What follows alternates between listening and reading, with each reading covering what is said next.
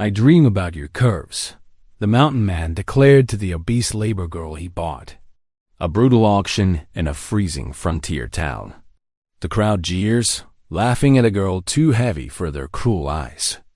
But one rugged mountain man steps forward, slamming down his silver. He buys her not for shame, but for survival. And then, before the whole town, he shocks everyone with words that silence the street. I dream about your curves. Taken into the wilderness, she expects scorn, but instead finds fire-like kindness and a chance at dignity. Yet just as hope flickers, a darker truth emerges. A greedy railroad agent has laid false claim to the spring that keeps them alive. Now survival means more than food and fire. It means fighting for land, justice, and the right to be seen as human. But with storms closing in, illness striking, and the town mocking at every turn, can this unlikely pair hold on to faith in each other?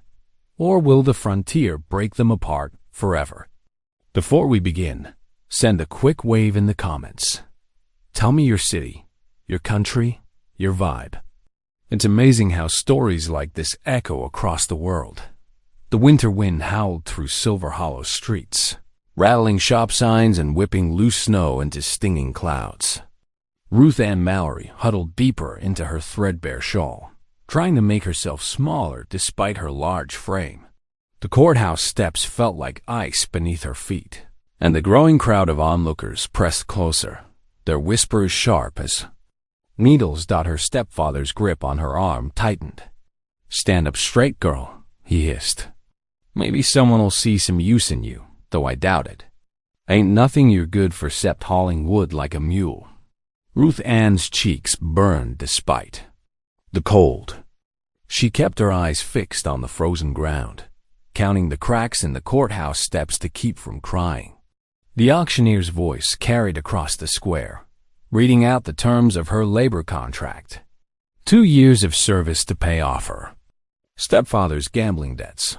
It might as well have been a lifetime. Opening bid at 50 cents. The auctioneer called out, his voice cheerful as if he were selling prize cattle instead of a human being. The crowd's laughter cut through Ruth Ann like a knife. 40 cents. Someone shouted, that's all she's worth. 35. Another voice called, though you'd have to feed her double. More cruel laughter rippled through the gathering. Ruth Ann's hands trembled as she clasped them together, her knuckles white with cold and shame. She'd known it would be bad, but the reality was worse than any nightmare. Through tear-blurred eyes, she noticed movement at the edge of the crowd. A tall figure sat astride a sturdy mountain horse, watching the proceedings in silence.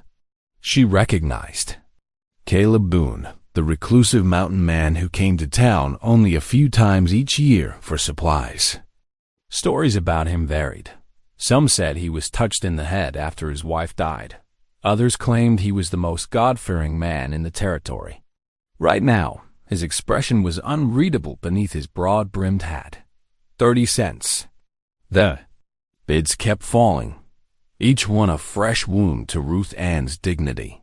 Her stepfather's disgust was palpable as he muttered about worthless burdens. $2. The deep voice cut through the jeering like a church bell through fog.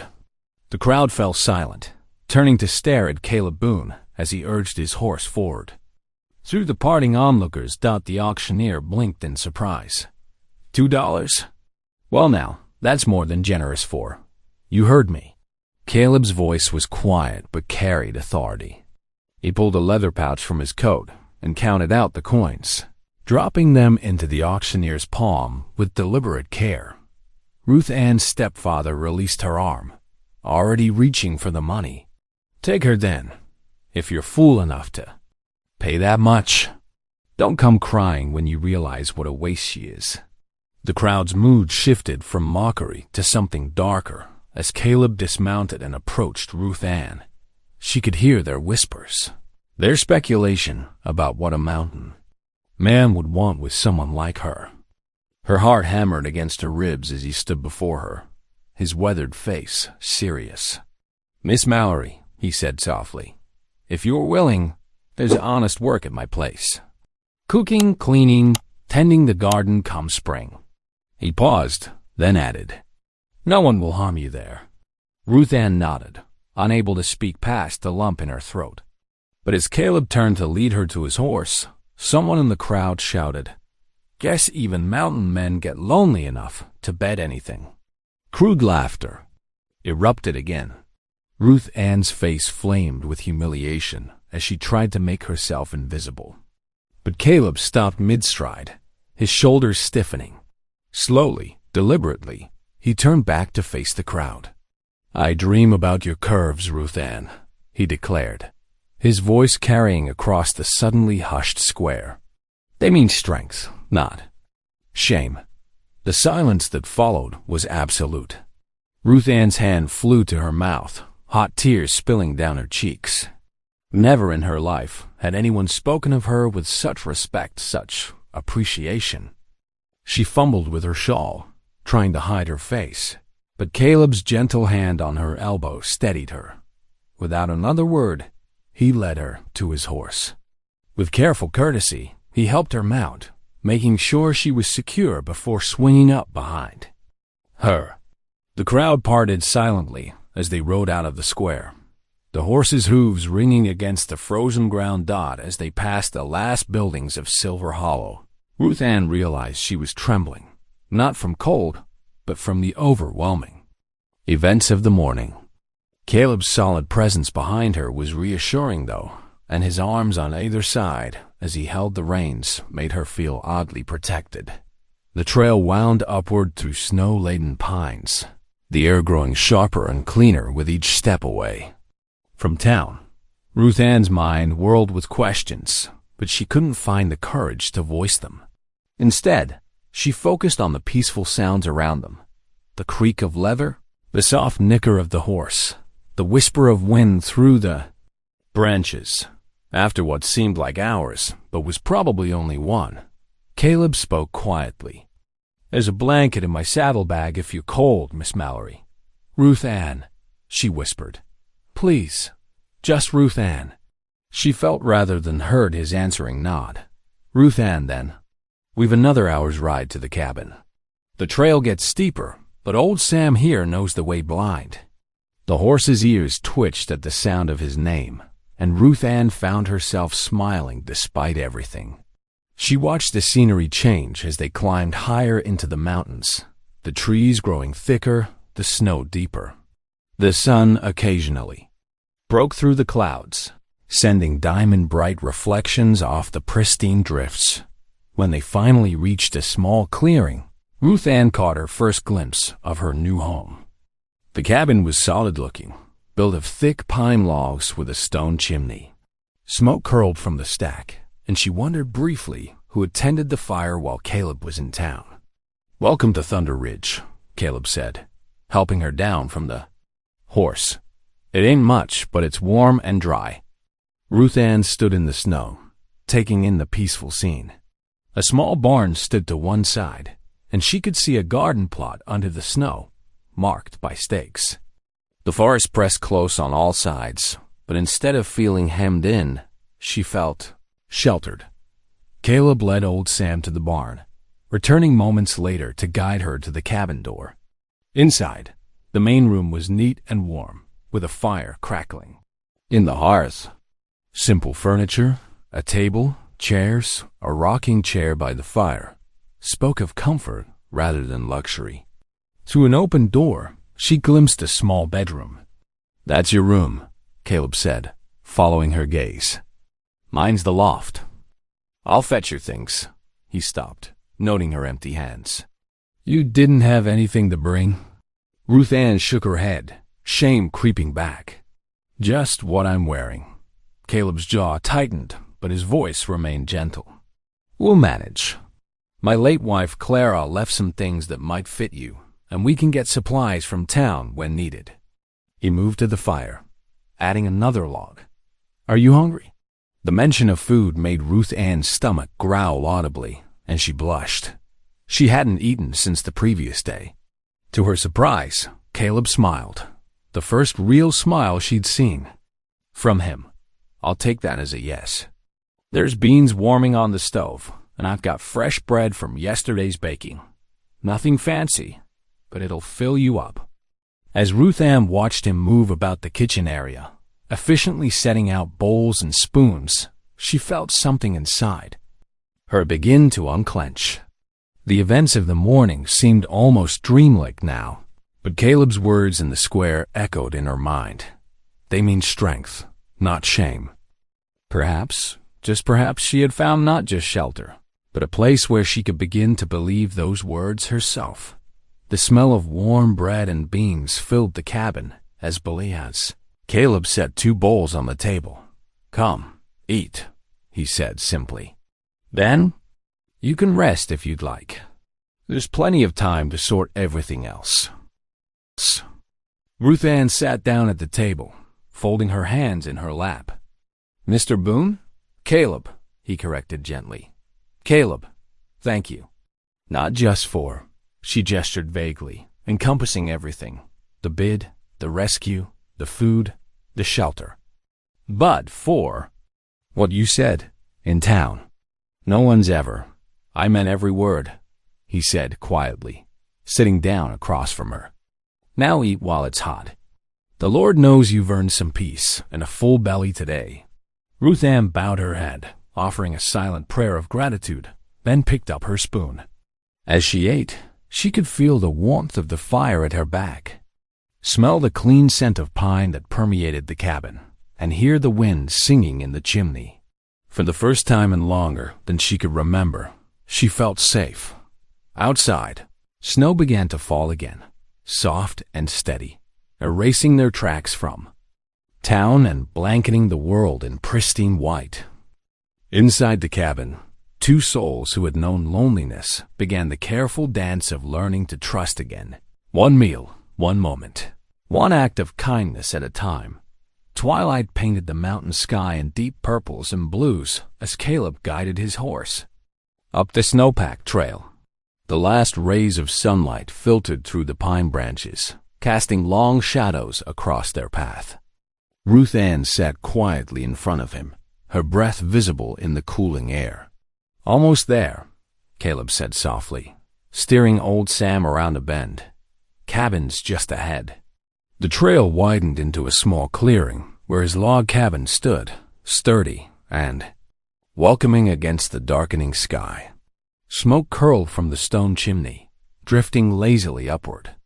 Ruth Ann noticed the careful construction, tight-fitted logs sealed against mountain winds, a slanted roof to shed heavy snow, and a covered porch that would offer shelter in storms. Caleb dismounted first, then helped Ruth Ann down from the horse. Her legs were stiff from the long ride, and she stumbled slightly. His strong hand steadied her, then quickly withdrew. "Let me tend to old Sam," he said, leading the horse toward the barn. "Wait by the door. I'll be right back." Ruth Ann stood where he left her, wrapping her thin shawl tighter against the evening chill. She watched as Caleb efficiently unsaddled the horse and led him into the barn. The familiar sounds of evening chores, hay being forked, grain poured into a bucket, the soft nickering of a content horse, drifted across the yard. When Caleb returned, he stamped the snow from his boots and opened the cabin door. Warmth and firelight spilled out into the gathering darkness. "Come in," he said, stepping aside to let her enter first. The main room was simply furnished but neat. A stone hearth dominated one wall, the fire within casting dancing shadows. A solid pine table with 4 chairs stood in the center of the room. Along the walls, rough-hewn shelves held supplies, jars of preserved food, bundles of dried herbs, and strings of dried meat and corn hanging from the rafters. "Kitchen's here," Caleb said, gesturing to the cast-iron cook stove and work counter.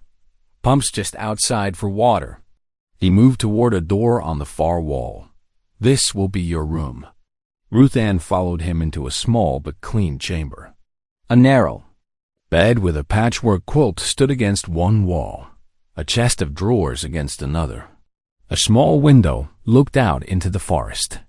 "It ain't much," Caleb said, his voice gruff but gentle. "But you'll be safe here. I want you to understand something, Ruth Ann." He turned to face her directly. "You weren't bought for shame, only for safety. That room's yours, with a lock on the door if you want it. No one will harm you here."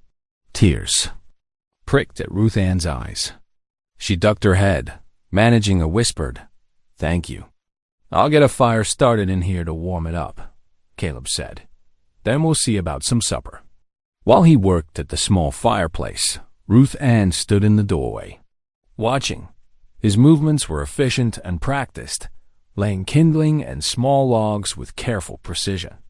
Soon, a cheerful blaze crackled in the hearth. Back in the main room, Caleb moved to the cook stove. "Hope you don't mind beans and cornbread. It's simple fare, but filling." "I can help," Ruth Ann offered quietly. "I know how to cook." Caleb glanced at her, surprise flickering across his features. "That's good to know. But tonight, you rest. Been a long day." Ruth Ann sat at the table, watching as he worked. The familiar sounds and smells of cooking filled the cabin. Beans bubbling in the pot, cornbread browning in the oven. Outside, the wind picked up, whistling around the eaves, but inside was warm and secured on as they ate. Caleb asked, "What else can you do? Besides cooking?" Ruth Ann hesitated, then said, "I can sing hymns, and I know how to mend clothes and make soap. My mama taught me before." She trailed off, pushing beans around her plate. "Those are good skills," Caleb said. "Useful ones." He paused, then added, "My late wife Clara used to sing hymns while she worked. Haven't heard much singing since she passed." The meal finished in comfortable silence.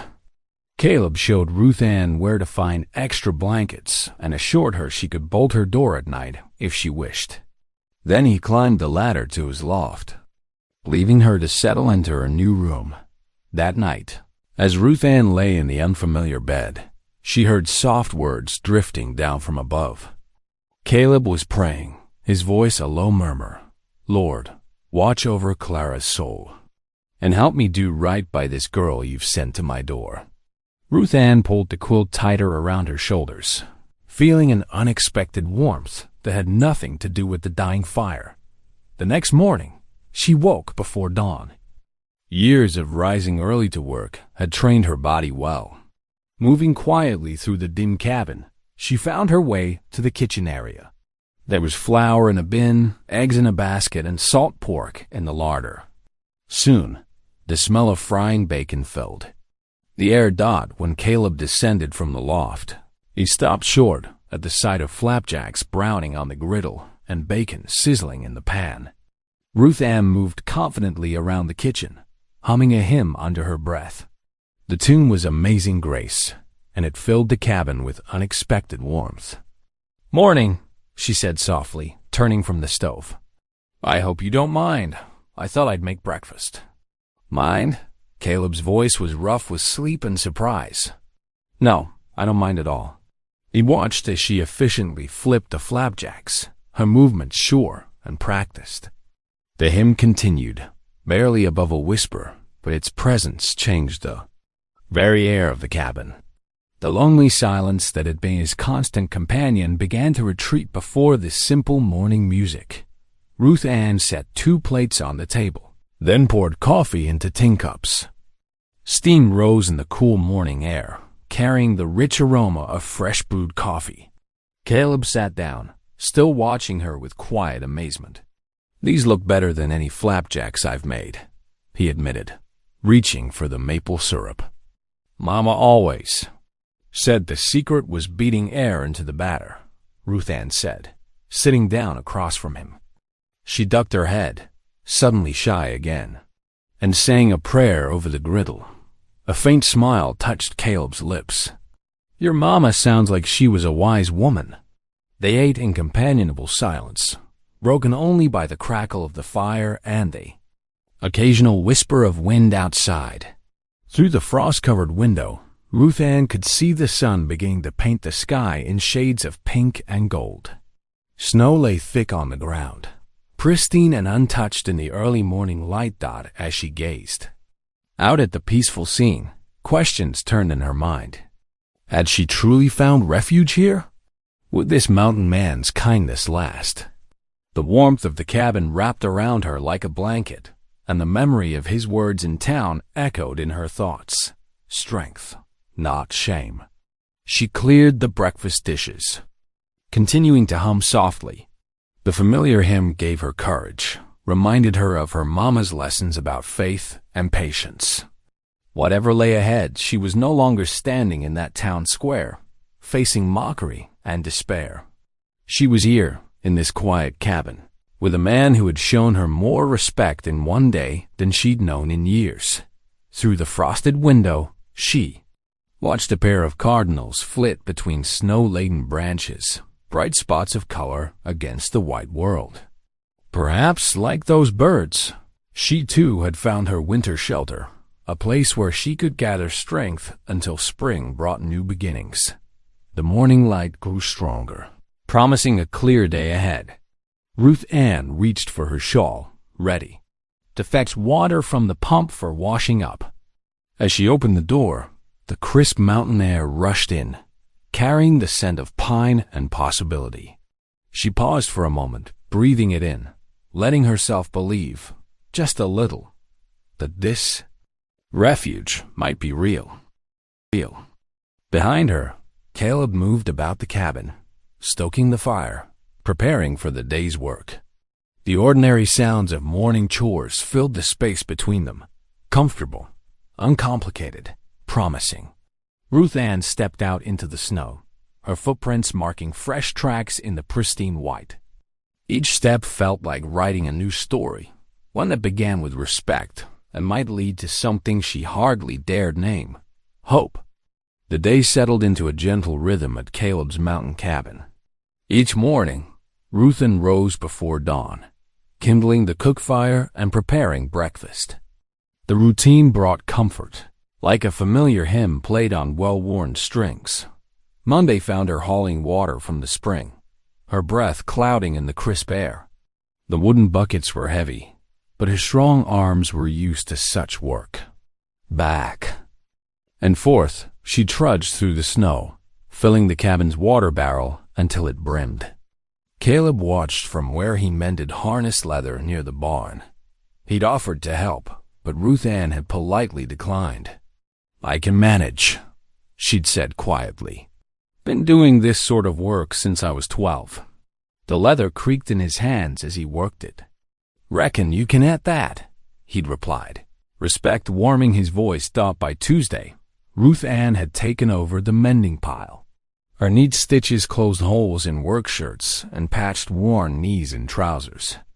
She hummed hymns while she sewed, the soft melody drifting through the cabin like morning sunlight. "These look better than new," Caleb said, examining a repaired shirt sleeve. Ruth Ann ducked her head, pleased. "Mama taught me proper mending lasts longer than quick fixes." Wednesday brought more snow, but Ruth Ann didn't let it stop her from splitting kindling. The sharp crack of the axe echoed across the yard as she worked, her movement steady and sure. When Caleb returned from checking his closer trap lines, he found neat stacks of kindling by the door and a pot of beans simmering on the stove. "You're making right quick work of things," he observed over supper. "Work's easier when you're not being shouted at," she replied softly, then flushed at her own boldness.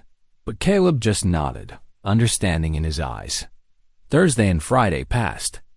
In similar fashion, cooking, cleaning, hauling water, and tending to the 1,000 small tasks that kept a mountain homestead running. Ruth Ann's confidence grew with each completed chore. Here no one mocked her size or called her names. Her strength was an asset, not a source of shame. On Saturday afternoon, Caleb suggested they check the far trap lines together. "Weather's fair," he said, strapping on his snowshoes. "Might be good for you to learn the land a bit." Ruth Ann agreed eagerly.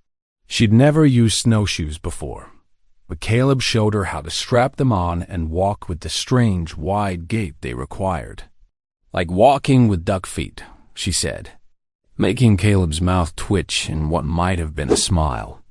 They set off through the trees, Caleb leading the way. The forest was hushed under its blanket of snow, broken only by the soft crunch of their steps and the occasional cry of a jay. Ruth Ann concentrated on following Caleb's tracks, trying to match his easy stride. About a mile out, her snowshoe caught on a hidden branch. She pitched forward with a startled, "Oh," and landed face first in a drift. For a moment, she lay there, remembering all the times her stepfather had laughed at her clumsiness. But this time was different. The snow was soft, and the day was beautiful, and she was free. A giggle bubbled up from her chest, surprising her. She rolled over, still laughing, to find Caleb watching her with amusement. "You all right?" he asked, extending a hand to help her up. "Just fine," she answered, still chuckling as she took his offered hand. "Though I reckon I make a better cook than a mountain woman." To her delight, Caleb actually laughed, a rusty sound, as if long unused, but genuine. "You're doing just fine," he said, helping her brush off the snow. Clara fell plenty of times when she was learning too. It was the first time he'd mentioned his late wife without pain shadowing his face. Ruth Ann saw it and felt warmth bloom in her chest, like sunshine breaking through clouds. They continued on, checking the trap lines and resetting the empty ones. Ruth Ann paid close attention as Caleb showed her how to identify animal tracks in the snow and spot the signs that meant game was nearby.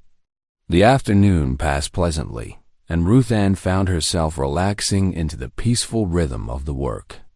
Their return journey took them past the spring that fed Caleb's land. The water bubbled up from the ground year-round, never freezing even in the deepest winter. It was this spring that made the homestead viable, providing water for both household and livestock. But something was wrong. Ruth Ann saw Caleb stiffen as they approached. There, driven into the frozen ground around the spring, were wooden stakes topped with red flags.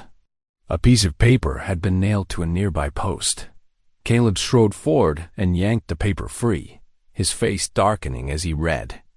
A curse, low and fierce, escaped him. "What is it?" Ruth Ann asked, worry tightening her throat. "Property of Rocky Ridge Railroad Company," Caleb read, his voice hard with anger. He crumpled the paper in his fist. "Those thieving snakes. I never sold this land. Never even talked to them about it. But how can they claim it if you own it?" Ruth Ann asked, moving closer to examine one of the stakes. Caleb's jaw clenched. Company men must have filed a false claim. They've done it before. Forged papers. Bribe officials, whatever it takes to get the land they want for their tracks. He kicked one of the stakes, sending snow flying. "Without this spring, we can't survive up here. No water for crops come spring. Nothing for livestock in summer." Ruth Ann felt fear curl in her stomach. After just a week, she'd begun to think of this place as home, the first real home she'd known since her mother died. Now it was threatened, and her presence made things worse. Another mouth to feed, another person depending on the spring's water. They walked back to the cabin in troubled silence. The sun was setting by the time they arrived, painting the snow in shades of pink and gold that neither of them noticed. Ruth Ann prepared a simple supper of salt pork and beans, but Caleb barely touched his food, lost in thought. Finally, Ruth Ann gathered her courage. "I want to help," she said quietly. Caleb looked up, surprised. "What?" "To fight for the spring. I know I'm not much use. Stepfather always said I was worthless, except for heavy lifting. But I'm strong, and I can work hard, and—" She trailed off, twisting her hands in her apron. "Ruth Ann," Caleb's voice was gentle but firm, "you listen to me now. You're far from worthless. This past week, you've done the work of two people without complaint. You've brought warmth back to this cabin that's been missing since Clara died." He paused, then added quietly, "And we're going to fight for this land together. You belong here now, same as me. Ruth Ann felt tears prick her eyes, but for once, they weren't tears of shame or fear. They were tears of belonging, of finding her place at last. She wiped them away with her apron and straightened her shoulders. "Then we best make a plan," she said, her voice stronger than she'd ever heard it, "because I ain't leaving without a fight." Caleb nodded, approval warming his eyes. "No," he agreed. "We ain't leaving without a fight." Outside, the wind picked up, rattling the cabin's windows. But inside, the fire burned bright, and two people who had been alone for so long sat together, beginning to plan how they would defend their home. Ruth Ann's hymn from that morning came back to her, "Amazing Grace," and she thought how fitting those words were. Through many dangers, toils, and snares, they had already come. Grace had brought them safe thus far, and grace would lead them home. Dawn broke cold and clear over the mountain homestead. Frost crystals sparkled on the window panes as Ruth Ann stirred a pot of morning porridge.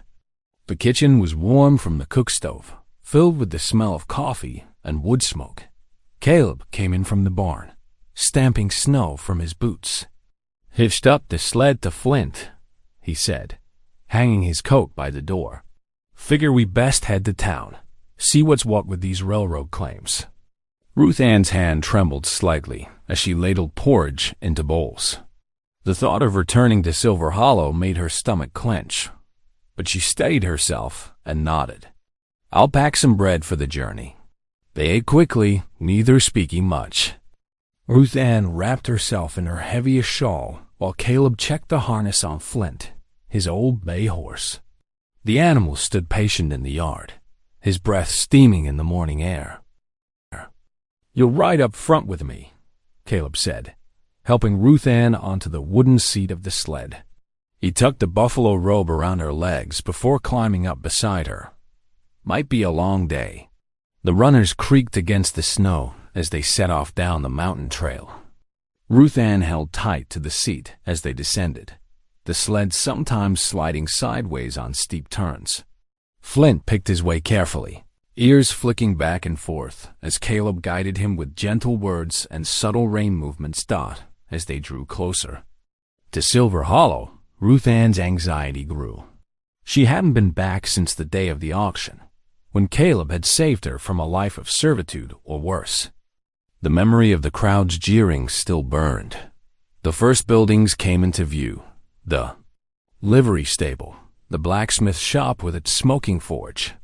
People turned to stare as Caleb drove the sled down the main street. Ruth Ann heard the whispers start immediately. "Look who's back. Mountain Man and his mule. Ain't natural. A delicate thing like him with such a—" Ruth Ann ducked her head, cheeks burning. But Caleb sat straight and proud, as if he couldn't hear the cruel remarks. He guided Flint to a hitching post outside the general store. "Need flour and salt pork," he said quietly to Ruth Ann as he helped her down. "Won't take long." The store bell jingled as they entered. The shopkeeper, Mr. Peterson, was helping Martha Langley select fabric. The widow turned at their entrance, her sharp eyes taking in Ruth Ann's sturdy frame with obvious distaste. "Why?" "Mr. Boone," Martha simpered, moving closer. "What brings you down from your mountain?" Her voice dripped honey, but her next words held poison. "Surely a proper woman would suit you better than, well." She gestured dismissively at Ruth Ann. Ruth Ann felt the familiar shame rise up, threatening to choke her. But Caleb didn't even glance at Martha. He moved purposefully through the store, gathering supplies. 20 pounds of flour, he told Mr. Peterson, and 10 pounds of salt pork. Martha wasn't finished. She sidled closer to Caleb, touching his arm. The church ladies were just saying how a widower needs a real helpmate, someone who knows how to make a proper home. She shot Ruth Ann another pointed look. Not just a mule for hauling wood. Ruth Ann's vision blurred with tears she refused to let fall. She turned away, pretending to examine a shelf of canned goods. Behind her, she heard Caleb's voice, cold as mountain stone. "My business ain't yours to mind, Mrs. Langley." The widow drew back as if slapped. Mr. Peterson hurried to wrap Caleb's purchases, clearly eager to end the tense situation. Ruth Ann kept her eyes down as Caleb paid, then followed him outside. The courthouse stood at the end of the street, its red brick walls stark against the winter sky. Ruth Ann's steps grew heavier as they approached. This was where she'd been auctioned like cattle just a week ago. The memory made her shiver, despite her warm shawl inside. The clerk's office was warm but unwelcoming. The man behind the desk barely looked up from his papers. "Help you? Need to see any claim files on the spring at Boone Homestead," Caleb said. "Railroads put stakes on my land." Now the clerk did look up, adjusting his spectacles. "Ah, yes. That would be the Corbett filing." He shuffled through a stack of documents. "Here we are. Claim filed by Silas Corbett, agent for Rocky Ridge Railroad Company. Hearing set for March 15th. March?" Caleb's voice was sharp. "That's 3 months away. Standard procedure." The clerk's tone was bored. "You'll need to present proof of prior ownership at the hearing. Deed, tax records, that sort of thing. I've owned that land 15 years, Caleb said. "Built every stick of that cabin myself." The clerk shrugged. "Then you shouldn't have trouble proving it." He turned back to his papers, clearly dismissing them. Ruth Ann could see the muscles working in Caleb's jaw as he fought to control his anger. Without another word, he turned and strode out of the courthouse. Ruth Ann hurried to keep up with his long strides. The wind had picked up, cutting through Ruth Ann's shawl as they walked back to the sled. More townspeople had gathered on the street, watching and whispering. She heard someone laugh, that cruel, mocking sound she knew so well. A natural, like Beauty and the Beast, only backward. Shame about Caleb, taking up with such. Ruth Ann's shoulders hunched as she climbed onto the sled. The buffalo robe felt heavy as lead when she pulled it over her lap. Caleb took up the reins, clucking to Flint. The sled moved forward, leaving the whispers behind. They were halfway up the mountain trail before Ruth Ann realized she was crying. She tried to wipe the tears away secretly, but Caleb noticed. He drew Flint to a halt in a small clearing. "Your worth isn't in their words, Ruth Ann," he said quietly. "You're safe with me." The simple statement, spoken with such certainty, made. Fresh tears spilled down her cheeks. Ruth Ann clutched her shawl tighter against the wind, but the cold she felt came from within, from years of mockery and abuse, from the town's cruel judgment, from the fear of losing this newfound safety. Caleb gave her a moment to compose herself, then urged Flint forward again. The horses' hooves made soft thumping sounds in the snow as they climbed higher into the gathering dusk. The town's whispers faded behind them, replaced by the winter wind in the pines. Ruth Ann thought about Martha Langley's words, about a proper woman, about making a real home. She thought about the railroad agent's false claim, threatening the peace she'd found here. But mostly she thought about Caleb's quiet defense of her, his steady presence beside her on the sled seat. The afternoon light was fading as they crested the final ridge. Below them, smoke rose straight and true from the cabin's chimney. She banked a fire well before they left. The sight of it struck Ruth Ann suddenly. This was home now. Not just a refuge, but truly home. And she would fight alongside Caleb to keep it safe, no matter what the town thought of her. Flint picked his way carefully down the last stretch of trail. The runners of the sled made twin tracks in the fresh snow, leading straight and true to the cabin door. Tomorrow they would unload supplies, check the trap lines, haul water from the spring. Normal tasks, home tasks. And Ruth Ann would do them, all with a stronger heart, knowing that here, at least, she was valued for who she was. They drew up beside the barn just as the sun touched the western peaks. The sky was turning that deep winter blue that promised another cold night. But inside the cabin, there would be warmth and safety and respect. Ruth Ann thought that perhaps that was worth more than all the proper approval Silver Hollow could offer. As Caleb helped her down from the sled, his strong hands steady and sure, Ruth Ann straightened her shoulders. She might not be what the town considered a proper woman, but she was exactly who she needed to be. Strong enough to haul water, steady enough to face their scorn, and brave enough to stay and fight for this place she now called home. The days after their trip to Silver Hollow brought a fierce winter storm. Snow piled high against the cabin door, forming white drifts that reached halfway up the window panes. Inside, the fire crackled constantly, keeping the bitter cold at bay while wind howled through the pines outside. Ruth Ann woke early each morning, stoking the banked coals back to life. She had quickly learned Caleb's routine: coffee brewing before dawn, breakfast of cornmeal mush or flapjacks, then out to check the animals before the day's work began. The rhythm of frontier life suited her strong body and determined spirit.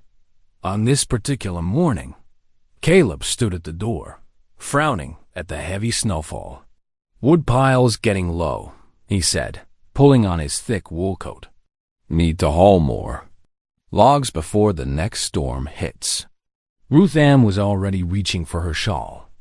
"I'll help," she offered, lacing up her sturdy boots. She saw the hesitation in Caleb's eyes and added firmly, "I'm stronger than I look." He nodded slowly. "Reckon you are at that." They trudged through knee-deep snow to where Caleb had felled several pine trees the previous week. The logs needed to be cut to size, split, and hauled back to the cabin. Ruth Ann watched carefully as Caleb demonstrated the proper way to swing. "The axe, letting its weight do most of the work, like this?" she asked, hefting the tool. Her first swing bit deep into the wood with a satisfying thunk. Caleb's eyebrows rose. "Just like that," he said, impressed. "You've done this before?" Ruth Ann nodded, already lining up her next stroke. "Stepfather made me chop wood since I was 12. Said it was all I was good for." The axe fell again, splitting the log cleanly. "Least it taught me something useful." They worked side by side through the morning, the rhythm of their axes echoing through the snow-hushed forest. Ruth Ann's strength surprised even her. Where once she had felt shame for her size, here it became an asset. She could swing the axe longer than Caleb, her endurance outlasting his when it came time to stack the split wood. Ruth Ann threw herself into the task with determination. She carried heavy onloads, arranging them precisely against the cabin wall. Caleb watched in amazement as she outpaced him, her pile growing higher than his. "Well, I'll be," he chuckled, pausing to catch his breath. "You're the strongest partner I've known, Ruth Ann. Never seen anyone stack wood so quick and neat." The praise warmed her more than any fire could. Ruth Ann felt her cheeks flush with pleasure as she carefully placed another log. "Thank you," she said softly. "It's nice, too. Be useful." "More than useful," Caleb corrected. "You're a blessing to this homestead." They worked until the short winter day began to fade.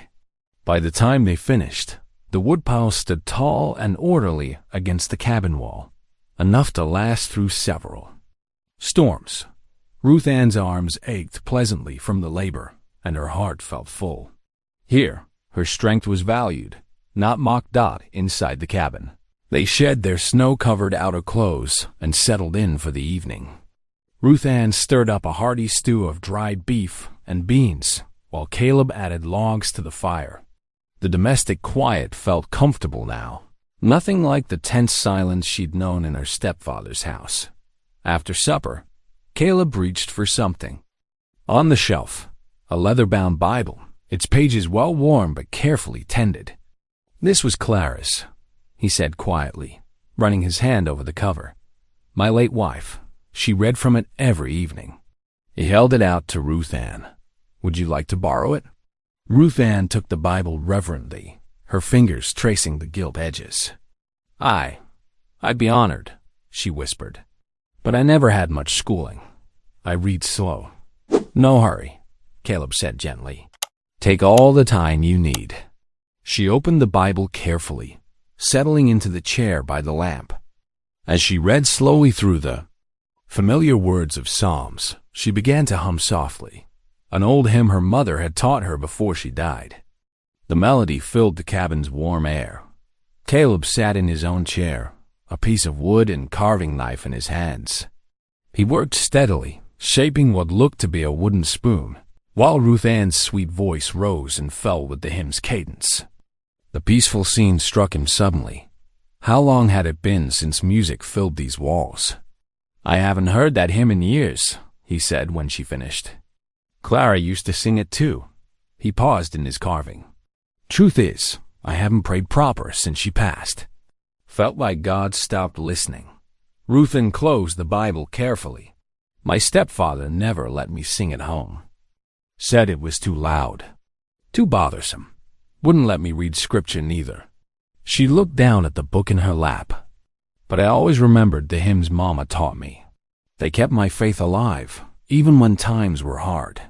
I reckon God sends help in unexpected ways." Caleb said thoughtfully, "Since you've been here, well, I felt my faith returning. Like a spring thaw after a long winter." Ruth Ann's eyes glistened in the lamplight. "Really?" Caleb nodded, his hands moving steadily over the wooden spoon.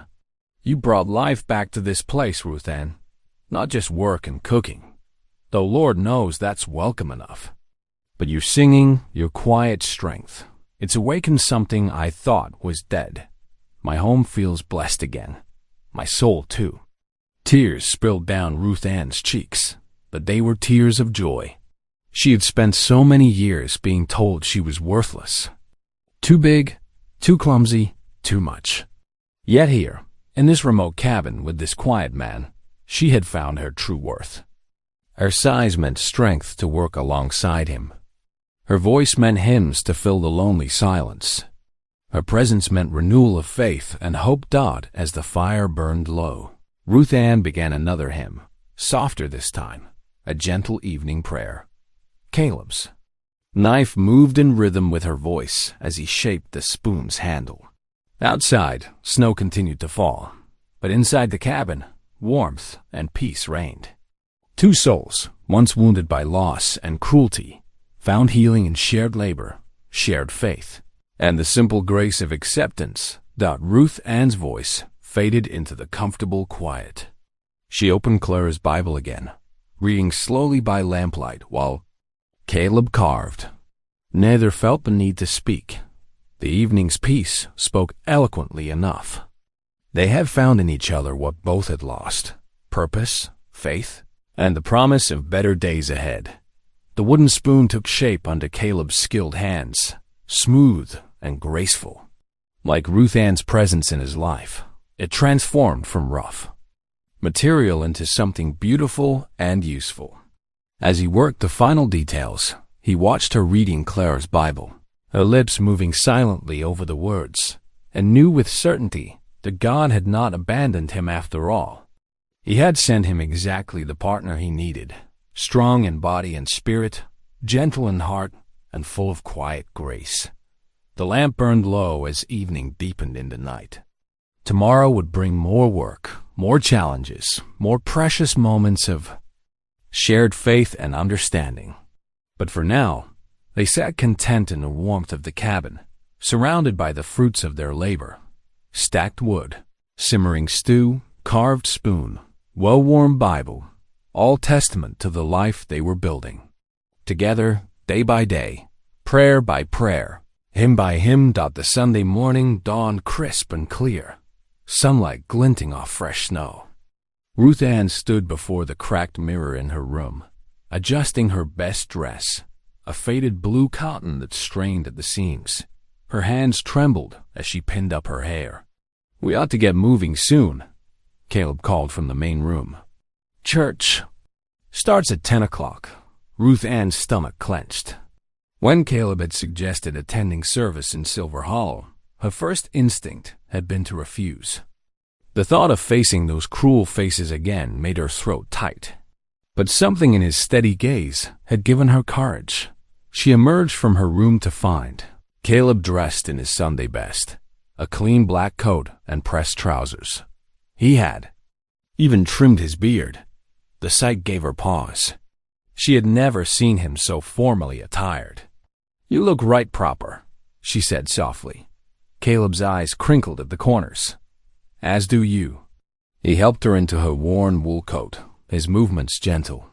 "Remember, Ruth Ann, you have nothing to be ashamed of. The Lord sees your heart, not your size."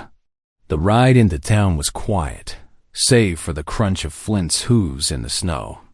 Ruth Ann sat behind Caleb, her arms circled loosely around his waist.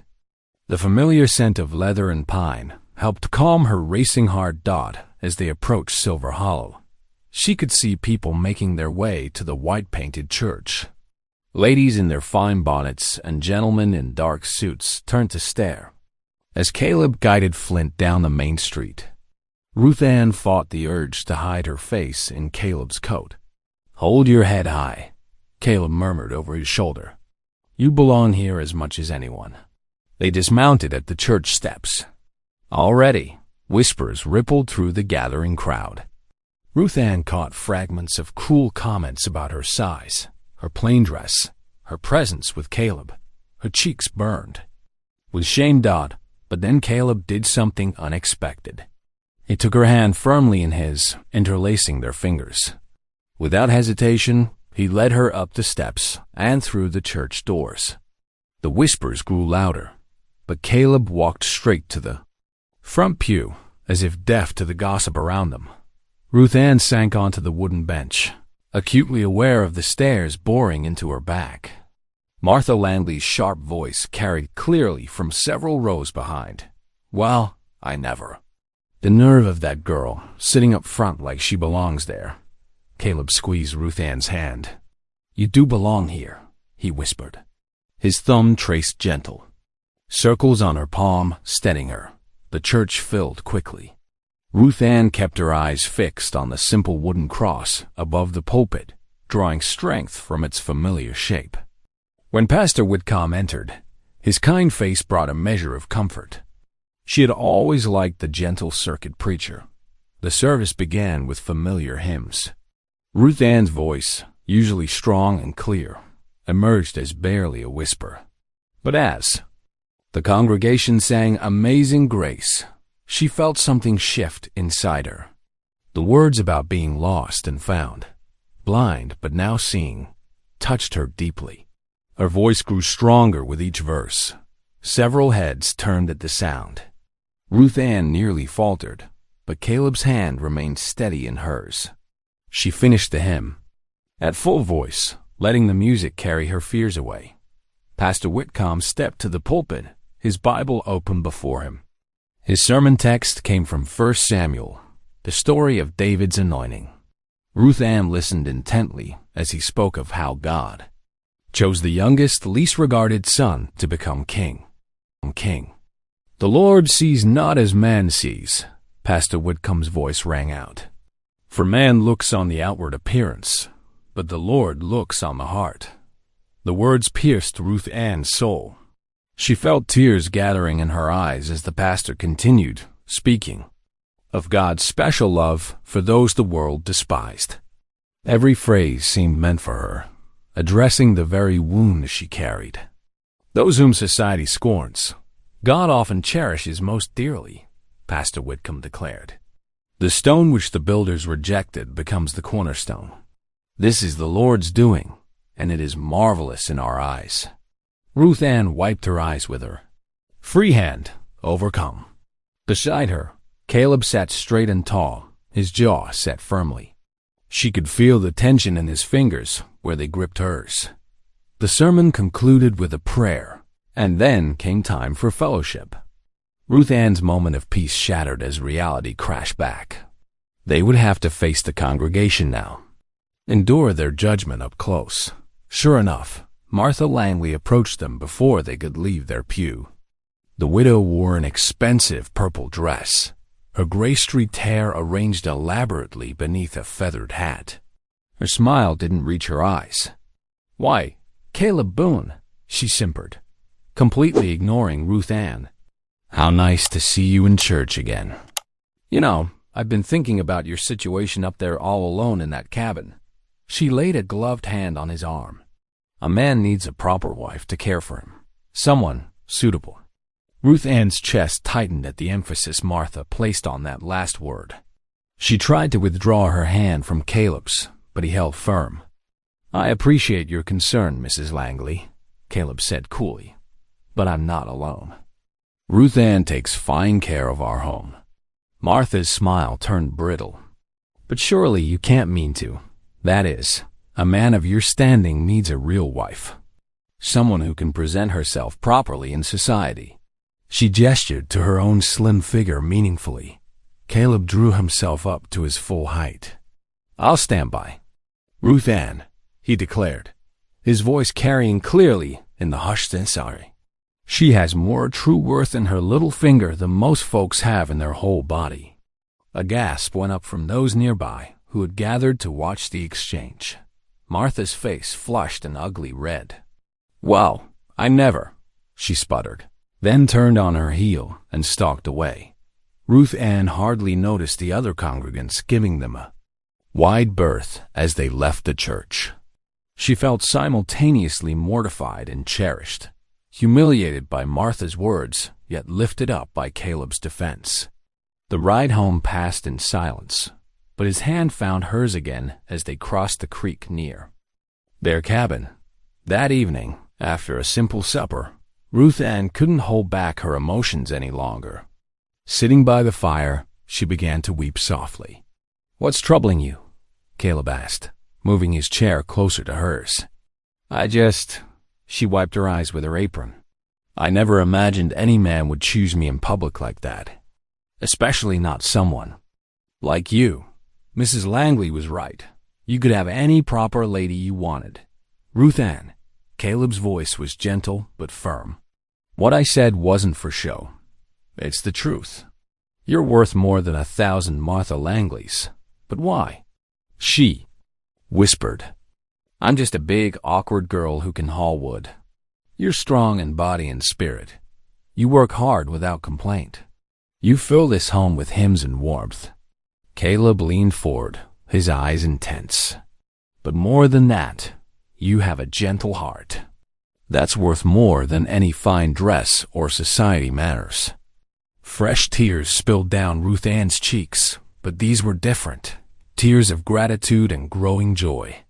For the first time since her mother died, she felt truly seen, truly valued. Not for what she could do, but for who she was. "Thank you," she whispered, "for defending me, for everything." Caleb smiled, the firelight softening his weathered features. "No need for thanks. I meant every word." They sat in comfortable silence as the fire burned low, the day's events settling into something precious in Ruth Ann's heart. The mockery and judgment still stung, but they mattered less now. Caleb had chosen her, publicly and proudly. In this moment, that was enough. Outside, an owl called softly in the gathering dusk. Inside the cabin, two hearts drew closer, strengthened by shared faith and the simple power of standing together against the world's cruel judgment. Ruth Ann began to hum a hymn from the morning service, her voice strong and clear in the quiet room. Caleb closed his eyes, listening, a peaceful smile touching his lips. The weeks crept by as January's fury descended on the mountains. Storm after storm howled past the cabin windows, but inside, Caleb and Ruth Ann found warmth in their shared routine. The isolation that had once haunted Caleb's days now felt peaceful, filled with Ruth Ann's quiet presence and gentle hymns. They worked side by side, patching leaks in the roof when the weather allowed. Ruth Ann proved steady on the ladder, holding shingles while Caleb hammered. When bitter winds forced them inside, they tended the fire together, banking it carefully to last through the long nights. One particularly fierce evening, as snow pelted The windows. Caleb pulled out his whittling knife and a piece of pine. Ruth Ann watched, fascinated, as his skilled hands shaped the wood. "Would you like to learn?" he asked, offering her a spare knife and woodblock. Ruth Ann's eyes lit up. "I'd love to, but..." She held up her large hands uncertainly. "Those hands." "Are perfect for it," Caleb assured her. "Strong enough to control the blade, gentle enough for detail work." He guided her patiently through the basics, showing her how to carve away from herself, how to find the grain of the wood. For several days, she practiced in secret during the quiet afternoons. When she finally presented Caleb with a small wooden cross, his eyes grew misty. "It's beautiful," he whispered, running his finger along the smooth edges. "One crystal clear." Night, after the storms had passed, Caleb led Ruth Ann outside. The sky blazed with stars, more than she'd ever seen in town. They stood in the deep snow, breath frosting in the still air. "I used to dream about teaching children about the constellations," Caleb said softly, pointing out the Big Dipper. "Clara and we'd planned to start a family, maybe even a small school." Ruth Ann listened, her heart aching for his loss, touched that he would share such a precious dream. The starlight caught the tears in his eyes, making them shine dot, their peaceful moment shattered at a harsh knock on the cabin door. They hurried inside, and before Caleb could stop him, Silas Corbett pushed his way in, bringing the bitter cold. With him, his expensive coat was dusted with snow, his face twisted in a sneer. "Well, well," he drawled, eyes sliding dismissively over Ruth Ann. "I see Boone's ox is earning her keep." Caleb's hands clenched into fists. "Get out," he growled. "Not until you hear sense," Corbett said. "Drop this foolishness about the spring. The railroad's coming through, one way or another. Don't make things harder than they need to be. I said get out." Caleb's voice thundered as he grabbed Corbett's collar and dragged him to the door. Throwing him into the snowbank outside, Ruth Ann trembled, not from fear of Caleb's anger, but from the force of her own emotions. When Caleb turned back, his face was stricken. "I'm sorry," he said quietly. "I shouldn't have lost my temper like that." Ruth Ann stepped closer, laying her hand on his arm. "Don't be sorry," she whispered. I felt safe for the first time. February brought a deceptive warmth. To the mountains, the packed snow began to soften, creating treacherous patches of ice beneath the melt. Ruth Ann noticed the changing season as she made her daily trip to the spring, carrying 2 heavy buckets. The path looked clear enough, the water trickled. Across its surface, in places, she had nearly reached the spring when her boots struck hidden ice. The buckets flew from her hands as she pitched forward, crashing through the thin ice at the spring's edge. The shock of the freezing water stole her breath. Her sodden skirts dragged her down, and panic seized her as she thrashed in the deep water. Caleb, splitting wood nearby, heard the splash and her frightened cry. He dropped his axe and ran, his heart pounding. Without hesitation, he plunged into the spring. The cold hit him like 1,000 needles, but he reached Ruth Ann in 3 powerful strokes. His strong arms wrapped around her waist, pulling her to safety. They collapsed on the snowy bank, both shivering violently. Caleb helped Ruth Ann to her feet and half carried her back to the cabin. Inside, he wrapped her in every blanket he owned and stoked the fire until it roared. "I'm sorry," Ruth Ann whispered through chattering teeth. "So clumsy, always causing trouble." Caleb knelt beside her chair, his eyes intense. "Don't apologize for living, Ruth Ann. You're strong." The spring was treacherous, could have happened to anyone. As evening settled in and their clothes dried by the fire, Ruth Ann gathered her courage. Would you tell me about Clara?" Caleb was quiet for a long moment, studying the flames. Then a small smile touched his lips. "She had the sweetest laugh," he said softly. "Could brighten the darkest day. She loved this cabin, saw beauty in simple things, wildflowers, bird, songs, fresh snow. His voice grew heavy. When she died, the grief nearly crushed me. Couldn't see past it, couldn't pray, couldn't find meaning. He looked at Ruth Ann then, his eyes warm. But you brought laughter back to this place, gave me reason to smile again. Ruth Ann's heart swelled, but old hurts made her voice tremble. I never thought anyone could love someone like me. Too big, too awkward, too much of everything wrong. The candle burned low, casting soft shadows as they sat in companionable silence. Ruth Ann felt the weight of loneliness lifting from her shoulders. Beside her, Caleb seemed more at peace than she'd ever seen him. Neither spoke again, but both knew something had shifted. They were no longer alone. The February days grew longer, bringing more light to the cabin. Ruth Ann found herself humming as she kneaded dough on the pine table, the familiar motions bringing comfort. Fresh-baked bread filled the cabin with its warm, yeasty scent. New curtains she'd sewn from flour sacks fluttered at the windows, adding cheerful touches to their home. Out in the snow, Caleb showed her the proper way to balance on snowshoes. Keep your weight centered, he instructed, steadying her with a gentle hand. This time, Ruth Ann found her rhythm, gliding across the snow with growing confidence. Her triumphant laugh echoed through the pines when she completed a full circuit. Without falling dot, their hunting trip proved even more successful. Together, they tracked an elk through the fresh powder.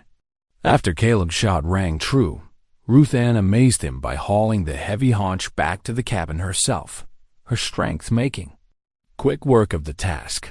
That evening, as the elk meat sizzled over the fire, they shared stories of their childhoods. Caleb's voice grew soft as he watched her tend the cooking. The world mocked your curves, but they're the reason we eat tonight. Ruth Ann's cheeks flushed pink at his words, her heart skipping a beat. Yet darkness lurked at the edges of their contentment. Silas Corbett's hired men appeared more frequently near the spring, their presence a clear threat. Each night, Caleb checked his loaded rifle by the door. Knowing the peace wouldn't last out, the howling February wind rattled the cabin windows as evening settled in. Snowflakes danced in the darkness outside while the fire crackled warmly within. Caleb and Ruth Ann knelt side by side before the hearth, their shadows flickering against the rough-hewn walls. Ruth Ann, Caleb's voice was thick with emotion. Before you came, my prayers had gone silent. But watching your faith, hearing your hymns, he paused, drawing a deep breath. You've rekindled something I thought was lost. Tears spilled down Ruth Ann's cheeks, catching the firelight. I never dreamed I could be a blessing to anyone, she whispered. They always said I was nothing but a burden. Caleb reached for her hand, his calloused fingers wrapping around hers. You've given me back my faith in God, he declared firmly. That's worth more than gold. They rose together, strengthened for the battle ahead at the March hearing. Later, that night, Ruth Ann slept peacefully, the wooden cross she'd carved clutched in her hand as she murmured verses in her sleep. Caleb watched from his doorway, his heart full. Thank you, Lord, he whispered into the darkness, for bringing her to me. The early March blizzard howled fierce and wild across the mountain. Ruth Ann insisted on helping stack wood despite Caleb's protests. She hauled load after heavy load until her face grew pale and her steps faltered. By supper time, she collapsed at the table, her skin burning with fever. Ruth Ann! Caleb gathered her limp form in his arms, his heart pounding with fear. He carried her to bed, then rode Flint through the raging storm to fetch Dr. Mills from town. The doctor's lip curled with contempt as he examined her. Her size makes her weak. Doubt she lost the night. Get out! Caleb's voice shook with fury. I'll tend her myself. For 3 endless nights, Caleb kept vigil by her bedside. He barely touched food or sleep, praying constantly over her fevered form. Ruth Ann tossed restlessly, humming broken hymns through cracked lips. "The Lord is my shepherd," she whispered, echoing her mother's long-ago lessons. "I shall not want." Caleb gripped her hand tight. "Please, Lord," he begged. "Don't take her from me, too." By the fourth morning, the sunlight crept through frost-covered windows as Ruth Ann's fever finally broke. Caleb's shoulders shook with quiet sobs when her eyes fluttered open. "You prayed me through," she whispered, her voice weak but clear. Though she could barely sit up, Ruth Ann insisted on helping prepare documents for the hearing. Caleb settled her near the hearth, tucking warm blankets around her shoulders. He read from Psalms until her breathing deepened into peaceful sleep. Each passing day brought more color to her cheeks.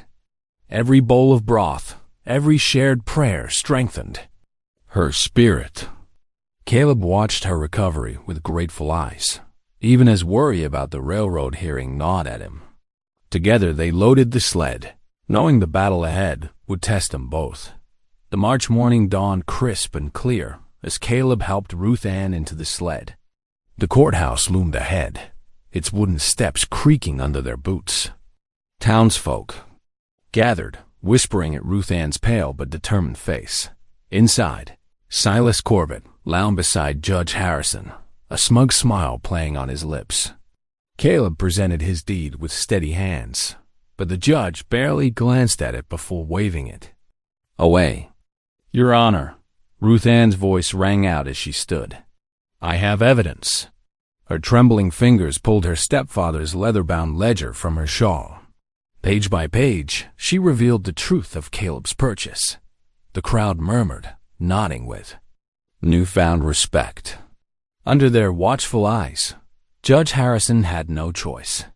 He ruled in Caleb's favor, sending Silas storming into the street.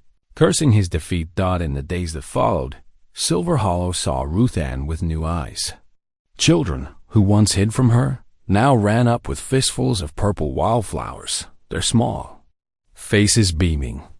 Women who had crossed the street to avoid her stopped to chat, eagerly asking for her recipe for sourdough bread. The next Sunday, Pastor Whitcomb's sermon rang through the chapel. "God chooses the humble to shame the proud," he declared, nodding toward Ruth Ann. She ducked her head, cheeks flushing pink, as Caleb's weathered hand found hers in the pew. Even Martha Langley approached after service, her lips pressed into a tight smile. "Well," she admitted, "you've shown real backbone, girl." Ruth Ann's heart swelled. For the first time since childhood, she felt truly seen, truly welcome. "Thanks for spending a moment here with me. If this story touched you, let's keep this connection going. Hit subscribe, and I'll see you in the next one.